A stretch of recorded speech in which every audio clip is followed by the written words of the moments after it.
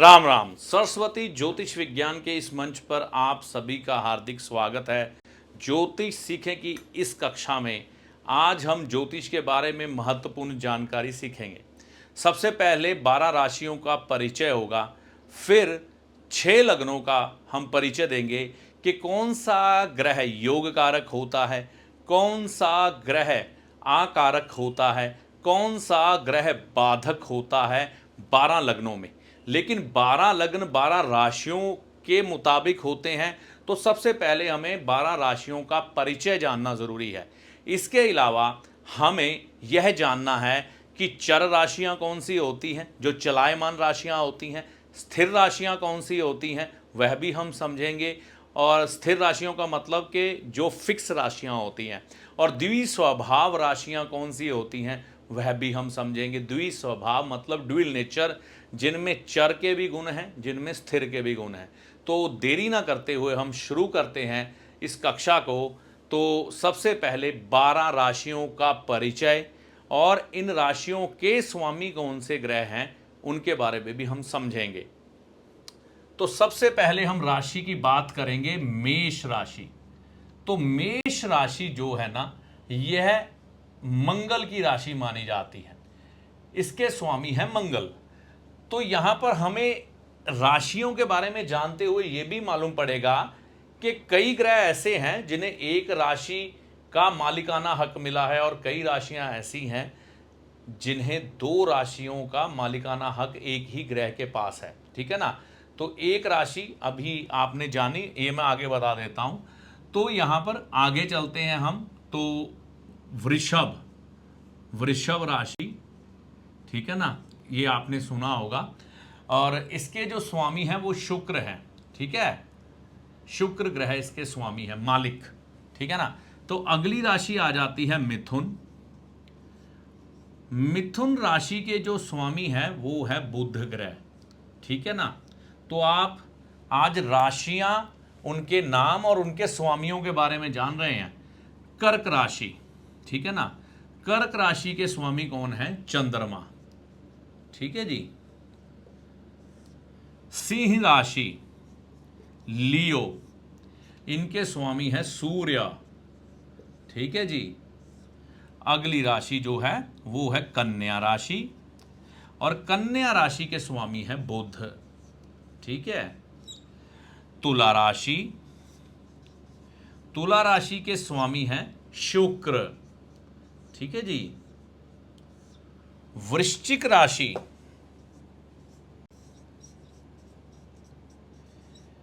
इनके स्वामी हैं मंगल। फिर आ जाती है धनु राशि, इनके स्वामी हैं गुरु ग्रह बृहस्पति। मकर राशि, इनके स्वामी हैं शनिदेव, शनि ग्रह। ठीक है।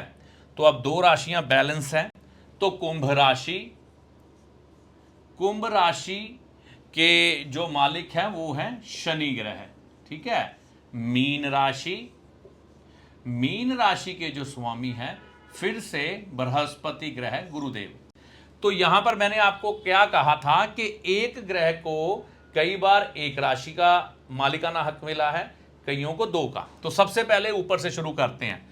तो मंगल की एक राशि है मेष, और मंगल को साथ ही में वृश्चिक राशि का भी मालिकाना हक मिला है। तो मंगल के अधिकार में कितनी राशियां हो गई? 2 राशियां। मंगल को 2 राशियां मिली है। फिर हम वृषभ की बात करते हैं। वृषभ के मालिक हैं शुक्र।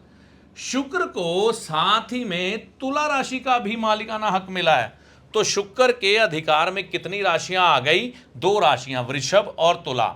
अब बुध की बात करते हैं। मिथुन की पहली राशि है बुध की, मिथुन, और साथ ही में इनको मिला है मालिकाना हक कन्या राशि का भी। तो बुध के पास भी तो 2 राशियां हो गई ना। तो यहां पर बात करते हैं चंद्रमा की। चंद्रमा को सिर्फ एक ही राशि मिली है जिसका नाम है कर्क। ठीक है ना। और सूर्य को भी एक ही राशि मिली है जिसका नाम है सिंह। ठीक है ना। तो इन दोनों के पास एक ही राशि है। अब यहां पर बात करते हैं बृहस्पति ग्रह की। बृहस्पति के पास एक है धनु राशि और यहां से चलते हैं तो मीन राशि भी इनके अधिकार में है। तो बृहस्पति को भी 2 राशियों का अधिकार मिला है, ठीक है ना। तो यहां पर चलें तो बृहस्पति भी 2 राशियों के स्वामी है। कुंभ राशि है शनि की। देखिए शनि ग्रह को भी 2 राशियों का अधिकार मिला है। यहां पर मकर राशि के स्वामी भी शनि है और कुंभ के स्वामी भी शनि है। तो आज हम ये जान गए कि किस ग्रह के पास 1 राशि है, किस ग्रह के पास 2 राशि है। समझ लेते हैं एक बार फिर से। सबसे पहले बात होगी मंगल की, ठीक है ना। मंगल के पास कौन सी 2 राशियां हैं? मेष और वृश्चिक, ठीक है ना, नोट करते जाइए। और उसके बाद बात आ जाती है शुक्र ग्रह की, ठीक है। शुक्र ग्रह के पास कौन सी 2 राशियां हैं? वृषभ और तुला। बुध ग्रह के पास कौन सी 2 राशियां हैं? मिथुन, कन्या। ये आपको आगे सहायता करेगा जब मैं अभी आपको 12 लग्नों के अनुसार योग कारक, आ कारक और बाधक बताऊंगा, तब ये आपके काम आएगा। और बुध के बाद ये बात करें गुरु ग्रह की, तो गुरु ग्रह के पास कौन सी राशि है? धनु, ठीक है ना, और मीन, ठीक है जी। फिर बात करते हैं हम 2 राशियां, तो यहां पर आ गए सूर्यदेव, ठीक है ना, इनके पास है सिंह राशि। फिर बात आ जाती है चंद्रमा की, इनके पास अकेली है कौन सी राशि, क्या बोलते हैं उसको, कर्क राशि। शनिदेव, इनके पास है मकर राशि और कुंभ राशि, ठीक है। तो यहां पर मंगल के पास 2 राशियां मेष और वृश्चिक, शुक्र के पास 2 राशियां वृषभ और तुला, बुध के पास मिथुन और कन्या, गुरु के पास धनु और मीन, शनि के पास मकर और कुंभ, सूर्य के पास 1 राशि सिंह है, चंद्रमा के पास कर्क है। तो कितनी राशियां पूरी हो गई? 1 2 3 4 5 6 7 8 9 10 11 12। तो 12 राशियां यहां पर संपूर्ण। राहु और केतु को किसी राशि का अधिकार नहीं दिया गया है, वह सिर्फ उच्च और नीच होते हैं, उनकी कोई भी राशि नहीं है। तो अब हम समझते हैं 12 लग्नों के अनुसार योग कारक, आकारक और बाधक ग्रह। ये बहुत महत्वपूर्ण जानकारी है, इसे नोट कर लें, फिर आगे बढ़ते हैं। आज हम 12 लग्नों के अनुसार ये समझेंगे योग कारक ग्रह कौन सा होता है, आकारक ग्रह कौन सा होता है, बाधक ग्रह कौन सा होता है 12 लग्नों के अनुसार। लेकिन उससे पहले हम ये समझेंगे राशियां, चर राशि कौन सी है, स्थिर राशि कौन सी है, द्विस्वभाव राशि कौन सी है। तो देखिए चर राशि के नाम से ही पता लगता है चलायमान राशि। चर राशि मतलब चलने वाली राशि, मूवेबल राशि, ठीक है ना। तो यहां पर यह राशि यानी कि मेष, कर्क, तुला और मकर, ठीक है ना, यह राशियां चलायमान राशियां हैं जिन्हें हम चर राशियां कहते हैं। आगे बढ़ते हैं तो स्थिर राशि की बात करते हैं। 2 नंबर राशि, 5 नंबर राशि, 8 नंबर राशि और 11 नंबर राशि, ये स्थिर राशियां हैं, यानी कि फिक्स साइन, मतलब ये हिलते नहीं हैं, फिक्स रहते हैं। द्विस्वभाव यानी कि ड्यूअल साइन, इनमें चर राशि का भी गुण है, इनमें स्थिर राशि का भी गुण है, इसलिए इनको ड्यूअल साइन कहते हैं। द्विस्वभाव, 2 तरह का स्वभाव अपनाए होती हैं। ये है मिथुन राशि, कन्या राशि, धनु राशि और मीन राशि, ठीक है। ये इसलिए मैंने बताया क्योंकि जब बात होगी ना बाधक ग्रह की, तो लगन भी इसी प्रकार संबोधित किए जाते हैं, चर लगन, स्थिर लगन, द्विस्वभाव लगन। तो आपको समझ नहीं आएगा, इसलिए ये चीज की भूमिका आपको पहले मालूम होनी चाहिए कि चर राशि किसे कहते हैं, स्थिर राशि किसे कहते हैं, और द्विस्वभाव किसे कहते हैं। जैसे कि यहां पर मेष राशि मैंने लिखी हुई है, यानी कि ये बन गया मेष लगन जैसा ऊपर लिखा है। तो यहां पर ये चर लगन से भी हम इसको संबोधित कर सकते हैं कि ये चर लगन भी है, ठीक है ना।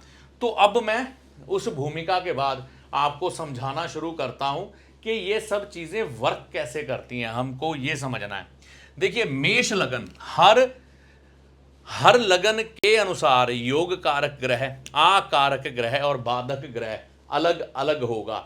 ये सारी चीजें यानी कि योग कारक ग्रह ये भावों में पड़ने वाली राशियों के अनुसार डिसाइड किया जाता है कि किस कुंडली में कौन सा ग्रह योग कारक बनेगा, ठीक है ना। और इस चीज का हमें ध्यान रखना है। और आकारक भी राशियां जो इन भावों में पड़ेंगी उनके स्वामियों के अनुसार आकारक ग्रह बनेगा और बाधक भी इसी तरह ही बनेगा। तो सबसे पहले हम शुरू करते हैं मेष लगन से, ठीक है ना। तो पहले हम सभी अकेले अकेले लगन के अनुसार योग कारक, आकारक और बाधक को समझते हुए आगे चलेंगे तीनों चीजों को। तो यहां पर क्या लिखा है योग कारक में कि केंद्र व त्रिकोण का स्वामी ग्रह, ठीक है ना। केंद्र और त्रिकोण का स्वामी ग्रह जो भी होगा उसको हम क्या बोलते हैं, योग कारक। तो कहने का मतलब है कि कोई एक राशि इन चारों भावों में आ जाए, ठीक है, और कोई एक राशि, ठीक है ना, कि हम कहें कि हाँ भाई कोई भी ग्रह की, है ना, दो राशियां जैसे केंद्र और त्रिकोण में पड़ जाएं तो नहीं है। यहां पर अब हम क्या देखेंगे कि सिंह राशि अकेली राशि है, ठीक है ना। तो सिंह राशि अकेली राशि है जो कि पंचम में पड़ रही है, और दूसरी राशि है बृहस्पति की, ये नवम में तो पड़ रही है लेकिन इसकी दूसरी राशि यहाँ पर 12वें भाव में होने के कारण यह ग्रह योग कारक नहीं कहला सकता, नहीं कहा जा सकता। और कर्क में देखिए चंद्रमा की अकेली राशि है, तो यहाँ पर सूर्य और चंद्रमा की एक एक राशि होने के कारण एक केंद्र में एक त्रिकोण में है, तो पूरी तरह से तो हम इन दोनों को योग कारक नहीं कह सकते। तो यहां पर अब क्या किया जा सकता है, क्योंकि हमारा रूल क्या कहता है, केंद्र और त्रिकोण का स्वामी ग्रह, मतलब एक ही ग्रह की दो राशियां केंद्र और त्रिकोण में पड़नी चाहिए, तभी आगे मालूम पड़ जाएगा, लेकिन मेष का क्लियर कर दूं।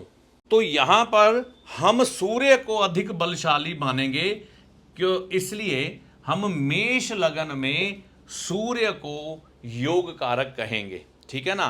तो मेष लगन में योग कारक ग्रह कौन बने, सूर्य, ठीक है ना। ये आप लिखते जाइए, मुझे यहां ब्लैक बोर्ड पे जगह कम पड़ जाएगी। मेष लगन में योग कारक ग्रह सूर्य है। आगे बढ़ते हैं, आकारक, है ना। आकारक ग्रह की गणना कैसे की जाती है, तो देखिए ये है मेष लगन, ठीक है ना। मेष लगन में यहां पर हमारा रूल क्या चलेगा, तीसरे भाव का स्वामी और छठे भाव का स्वामी, अष्टम भाव का स्वामी, 11वें भाव का स्वामी और 12वें भाव का स्वामी, इन्हीं भावों में से, यानी कि ये तीसरा भाव, ठीक है, छठा, अष्टम, 11वां और 12वां, इन 5 भावों में किसी एक ग्रह की दो राशियां आनी चाहिए, तो वो आकारक कहलाएगा। आकारक से हम भाव क्या समझ सकते हैं, देखिए छठा, 8वां और 12वां आपको मैंने कहा था त्रिक भाव होते हैं, अच्छे भाव नहीं होते, लेकिन यहां पर 11वां और 12वां भी लिया गया है, और क्षमा करिएगा यहां पर तीसरा और 11वां भी लिया गया है। तो आपको मालूम होना चाहिए तीसरा और 11वां क्यों लिया गया है। देखिए छठे से छठा, ये ज्योतिष का एडवांस सूत्र है, मैं आपको बता रहा हूं। छठे से छठा 1 2 3 4 5 6, तो ये बना 11वां। तो ये भी कहीं ना कहीं थोड़ा बहुत छठे भाव के जैसे ही बर्ताव करता है। वो कैसे करता है मैं आगे बताऊंगा, लेकिन जब हम कुंडली का फलादेश करेंगे। लेकिन अभी आप ये समझ लें कि क्यों लिया गया है, इसलिए लिया गया है। और तीसरा क्यों लिया गया है, यानी कि छठे से छठा पढ़ने वाला भी आकारक भाव की संज्ञा में आ जाता है। 1 2 3 4 5 6 7 8, तो यहां से अष्टम है, तो अष्टम से अष्टम भाव तीसरा बनता है, तो इसको भी बुरे ग्रहों में ही रखा गया है। तो यहां पर एक ग्रह की दो राशियां पढ़नी चाहिए, वह ग्रह आकारक बनेगा। तो आइए समझते हैं। देखिए तीसरे भाव में किसकी राशि पहले पड़ी? बुध की। अब शर्त क्या है? इन भावों में 1 2 3 4 5, ठीक है ना, 3 6 8 11 12, एक ग्रह की 2 राशियां होनी चाहिए। तो छठे भाव में कन्या राशि आ गई बुध की। तो यहां पर हमारा ये सूत्र पूरा हो गया। आकारक ग्रह मेष लगन में कौन बनेगा? बुध बनेगा। ठीक है, तो ये चीज आपके लिए क्लियर हो गई।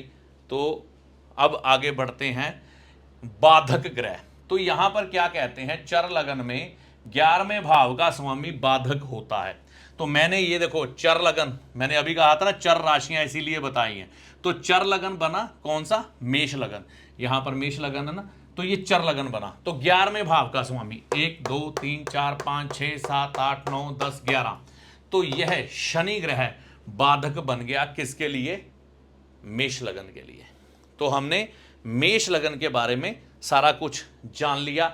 अब हम बात करते हैं वृषभ लगन की। देखिए सूत्र को समझ गए ना, फिर आपको ये निकालना मुश्किल नहीं लगेगा। मैं एक रिक्वेस्ट आपसे करूंगा कि आप नोट्स बनाते रहें। अगर आप नोट्स बनाएंगे तो ही ये वीडियो देखने का फायदा है, नहीं तो दुनिया भर के लोग ज्योतिष सिखा रहे हैं यूट्यूब पे, फेसबुक पे, क्या कोई सीख पा रहा है? नहीं सीख पा रहा।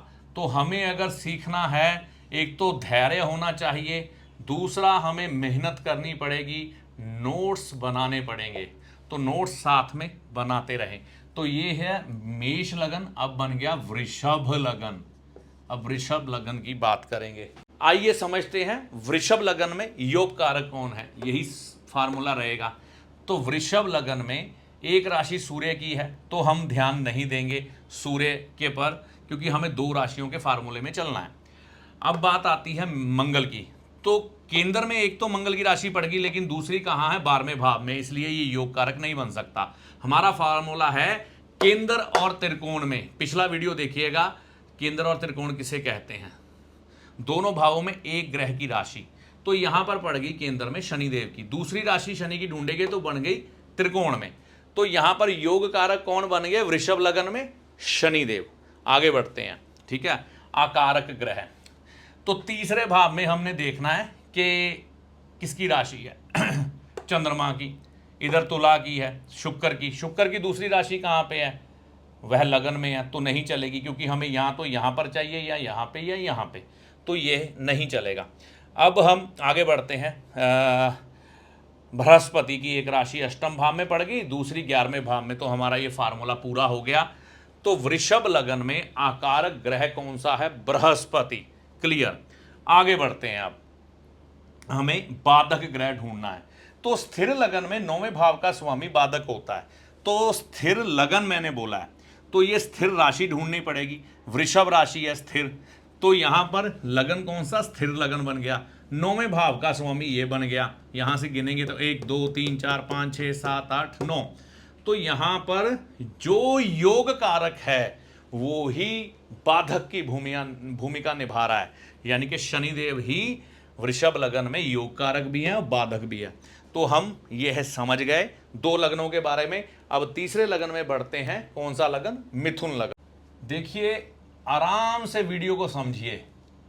अगर आपको ज्योतिष अच्छे से सीखना है, बहुत से अच्छे अच्छे विद्वान ज्योतिष सिखा रहे हैं, ठीक है ना, लेकिन क्या है, हम जल्दबाजी में रहते हैं। फास्ट फूड का जमाना है ना, जल्दी जल्दी सीखना चाहते हैं, फिर क्या होता है कि हम कचपक्के रह जाते हैं। तो मैं ये चाहता हूं कचपक्के ना रहें। जब मैं ज्योतिष सीखता था ना, तो 1.5-2 साल तो ऐसे ही घूमता रहा, कुछ समझ ही नहीं आया, ठीक है ना। फिर जब जाके समझ आना शुरू हुआ थोड़ा थोड़ा, तो समय लगता है। अगर आपको एक अच्छे ज्योतिषी बनना है, मैं ये नहीं कहता मैं बहुत अच्छा ज्योतिषी हूँ, ठीक है ना, लेकिन आपको अगर अच्छे ज्योतिषी बनना है तो आपको सब्र करना पड़ेगा, ठीक है ना। सब्र से सीखेंगे तो एक अच्छे ज्योतिषी बनेंगे। अगर जल्दबाजी में सीखेंगे तो भैया फिर कोई हल नहीं। और जिसकी पराशरी पर पकड़ होती है ना, उसको ज्योतिष करने का बहुत मजा आता है। लाल किताब में भी बहुत ज्यादा आनंद है, लेकिन इसको समझना जरूरी है। तो आगे बढ़ते हैं हम। मिथुन लगन में योग कारक अब कैसे ढूंढेंगे? केंद्र व त्रिकोण के स्वामी। तो पहले केंद्र में बुध की राशि है, तो दूसरी राशि केंद्र में है, लेकिन हमको त्रिकोण में चाहिए, यहाँ पर नहीं है, यहाँ पर नहीं है, तो हम यहाँ पर बुध को त्याग देते हैं। अब देखते हैं यहाँ पर कौन सी पड़ी, बृहस्पति की, दूसरी भी केंद्र में है, तो हम त्रिकोण में नहीं है, तो हम इसको भी छोड़ देंगे। तो यहाँ पर हमारा ये फार्मूला घटित होता दिखाई नहीं दे रहा। अब एक यहाँ पर ऐसा हमें सूत्र मिलता है ज्योतिष में, जो कहता है कि जब किसी ग्रह की केंद्र में एक राशि हो, दूसरी त्रिकोण में ना हो ना, तो हम उसको ही योग कारक मान सकते हैं। तो यहाँ पर हम बुध को ही योग कारक मान लेंगे मिथुन लगन में। ठीक है, फार्मूला समझ गए। जब त्रिकोण में ना राशि मिले, कोई केंद्र में एक मिले, तो हम द्विस्वभाव लगन में उसको ही मान लेंगे योग कारक। तो यहाँ पर ये क्लियर हो गया। आगे चलते हैं आकारक के लिए। फार्मूला वही है, 3, 6, 8, 11, 12। तो 3 में सूर्य पड़ गए। ठीक है, यहाँ पर कौन आ गए, सूर्य की एक ही राशि है तो हम भूल जाएंगे। यहाँ पर आ गए मंगल की दूसरी राशि ढूंढे, यहाँ पर नहीं है, यहाँ पर है। तो आकारक कौन बन गए मिथुन लगन में, मंगल। ठीक है, अब बाधक ग्रह ढूंढेंगे। ठीक है ना, तो यहाँ पर द्विस्वभाव लगन में 7वें भाव का स्वामी जो होता है ना, वह होता है बाधक। तो द्विस्वभाव लगन ये रहा द्विस्वभाव लगन। तो यहाँ पर ये देखिए द्विस्वभाव लगन आ गया 3 नंबर। तो अब यहाँ पर 1, 2, 3, 4, 5, 6, 7, तो यहाँ पर राशि जो पड़ रही है ना, वो पड़ रही है धनु। तो हम किसको अब बाधक मानेंगे, इसके स्वामी को, यानी कि बृहस्पति मिथुन लगन के लिए बाधक ग्रह का काम करेगा। तो यहाँ तक ये आपको चीज़ क्लियर हो गई। ठीक है, अब हम अगले लगन के ऊपर चलते हैं।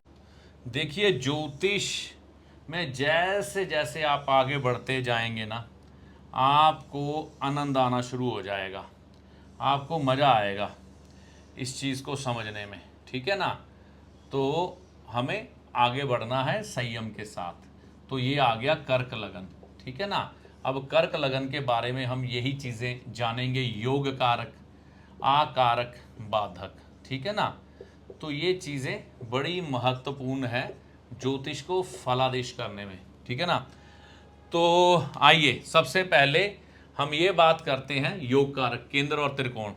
तो हम यहाँ पर ढूंढेंगे केंद्र। चंद्रमा की एक ही राशि है, तो दूसरी की तो संभावना ही खत्म हो गई, क्योंकि इनके पास एक ही राशि है। मंगल की है वृश्चिक राशि यहाँ पर। ठीक है ना, तो यहाँ पर हम अब दूसरी राशि ढूंढेंगे, कौन सी, ये रही मेष राशि। तो आपने राशियां ढूंढ ली, मतलब कि 2 राशि एक केंद्र में पड़ गई, एक त्रिकोण में। तो यहाँ पर कर्क लगन के लिए योग कारक कौन हुआ, मंगल ग्रह। ठीक है ना, तो हम आगे बढ़ते हैं। अब योग कारक पता लग गया, आकारक को ढूंढते हैं। तो आकारक का फार्मूला फिर वही रहेगा। यहाँ पर देखना है तीसरे में एक राशि बुध की, पहले सबसे पहले ढूंढ लें, कहीं 6, 8, 11 और 12 में, ये देखो 12 में मिल गई। तो आकारक कौन बन गया कर्क लगन में, बुध। ठीक है ना, बुध बन गया यहाँ आकारक। तो हमारी ये खोज भी पूरी हो गई। अब बाधक ग्रह ढूंढना है हमें। तो चर लगन में 11वें भाव का स्वामी, ये लगन कौन सा है, ये देखिए चर राशियां, ये चर लगन बन गया। तो इसमें कौन है, 11वें भाव का स्वामी, 1, 2, 3, 4, 5, 6, 7, 8, 9, 10, 11। तो 11वें भाव में जिसकी भी राशि पड़ी वह क्या बन गया, बाधक। तो शुक्र कर्क लगन के लिए बाधाएं उत्पन्न करेगा, मुश्किलें पैदा करेगा। तो कर्क लगन क्लियर। अब हम चलते हैं सिंह लगन की तरफ। तो देखिए योग कारक ग्रह है, केंद्र व त्रिकोण का स्वामी, तो सूर्य की दूसरी राशि तो है ही नहीं। अब हम किसकी तरफ देखेंगे, अगले केंद्र की तरफ। तो मंगल की एक राशि। अब हमारा फर्ज बनता है मंगल की दूसरी राशि को भी ढूंढने की कोशिश करें। तो मंगल की दूसरी राशि कौन सी बनी, मेष। तो देखिए यहां पर कौन बन गया, योग कारक, योग कारक मंगल है। तो अब हम किसको ढूंढेंगे, आकारक को। तो यहां पर एक राशि पड़ गई शुक्र की, दूसरी राशि केंद्र में है, तो हम इसे नहीं मानेंगे। यहां पर एक राशि पड़ गई है ना शनिदेव की, लेकिन दूसरी राशि कहां पर पड़ रही है, केंद्र भाव में, तो यहां पर हम नहीं मानेंगे। ठीक है ना। अब देखिए बृहस्पति की एक राशि यहाँ पर है, दूसरी यहाँ पर है, तो ये भी आकारक नहीं हो सकता। बुध की यहाँ है, तो हम इसको भी नहीं मान सकते, ठीक है ना। तो क्योंकि दूसरी राशि यहाँ पर पड़ रही है दूसरे भाव में। चंद्रमा क्योंकि सूर्य का मित्र है, तो यहाँ पर हम यहाँ पर नहीं ले सकते इसको भी, तो हमें छोड़ना पड़ेगा। अब सूर्य का प्रबल शत्रु, छोटे बच्चे से भी पूछ लो ना कौन है, तो शनि। तो हम यहाँ पर महत्व किसको देंगे, सिंह लगन में आकारक को शनि के, शनि देव को आकारक माना जाएगा किसमें, सिंह लगन में, ठीक है ना। तो इनका महत्व ज़्यादा आ जाता है यहाँ पर। आगे चलते हैं बाधक ग्रह। तो यहाँ पर क्या है, स्थिर लगन में 9वें भाव का स्वामी। तो यहाँ पर वही फार्मूला है कि यहाँ पर मंगल की राशि पड़ रही है, मंगल ही योग कारक और मंगल ही बाधक बन रहा है यहाँ पर, ठीक है ना। तो 9वें भाव में जिस ग्रह की राशि होगी वह राशि स्वामी सिंह लगन के लिए बाधक का काम करेगा। तो अब हम बढ़ते हैं अगले लगन की तरफ जो है कन्या लगन। अब हम ढूंढेंगे कन्या लगन में योग कारक ग्रह कौन सा है। तो फार्मूला आपको याद है कि पहले केंद्र में बुध की राशि, अब दूसरी राशि ढूंढेंगे। तो जैसे मिथुन लगन में है ना, हमें दूसरी राशि नहीं मिली थी ना त्रिकोण में कोई भी, इसी तरह इसमें भी नहीं मिलेगी, देख लेना। तो यहाँ पर बुध की यहाँ पर आ रही है, यहीं पर नहीं आएगी। तो यहाँ पर बृहस्पति की दूसरी राशि केंद्र में है, लेकिन दूसरी राशि भी केंद्र में है, तो यहाँ पर हम नहीं मानेंगे। शनिदेव की एक राशि त्रिकोण में है, दूसरी राशि केंद्र में नहीं है, छठे भाव में है, तो हम इनको भी नहीं मानेंगे। तो यहाँ पर वृषभ राशि 9वें भाव में है, तो तुला राशि कहाँ पर है, दूसरे भाव में, तो यहाँ पर भी नहीं मानेंगे। तो फार्मूला वही आ गया द्विस्वभाव का कि हम बुध को ही यहाँ पर योग कारक मान लेंगे, ठीक है ना। तो ये क्लियर हो गया। अब 3, 6, 8, 10, 11, 12 में 2 राशियां एक ग्रह की पढ़नी चाहिए। तो सबसे पहले यहाँ पर मंगल की राशि तीसरे भाव में या मंगल की दूसरी राशि ढूंढेंगे, छठे में है, नहीं है, अष्टम में है। तो आकारक कौन बना कन्या लगन के लिए, मंगल बन गया। आगे की खोज ही नहीं करेंगे क्योंकि हमारी ये शर्त पूरी हो गई। तो कन्या लगन का आकारक ग्रह है मंगल, बाधक ग्रह। तो बाधक ग्रह द्विस्वभाव लगन में 7वें भाव का स्वामी। तो द्विस्वभाव पहले राशि ढूंढेंगे, ये देखो 6 नंबर राशि है द्विस्वभाव, और यहाँ पर क्या है 7वां भाव। तो यहाँ बृहस्पति की राशि पड़ गई, तो यहाँ पर कन्या लगन के लिए बाधक ग्रह बृहस्पति बन जाते हैं। तो ये 6 लगनों का हमने समझ लिया, ठीक है ना। और इसके अलावा राशियों को हमने समझा कि कौन सी राशि 12 भावों में पड़ती है, तो हम योग कारक, आकारक और बाधक निकालते हैं। और 12 राशियों के नाम आज हमने जाने सबसे पहले कि 12 राशियां कौन कौन सी है, किस ग्रह की कौन सी राशि है, ठीक है ना। तो ये हमने समझा। और चर राशियां, स्थिर राशियां और द्विस्वभाव राशियां कौन सी है, ये हमने समझा। तो आज का वीडियो यहाँ तक। इस वीडियो को अच्छी तरह से समझे, बार बार देखें, ठीक है ना। तो आपको समझ आएगा ज्योतिष, ठीक है ना। लेकिन धीरे धीरे करके, अभी सिर्फ भूमिका चल रही है, आप जान रहे हैं ABCD सब जानेंगे, फिर धीरे धीरे एप्पल लिखना सीख जाएंगे। तो इस वीडियो में दी गई जानकारी का लाभ आपको माता रानी की कृपा से होगा। जय माता दी।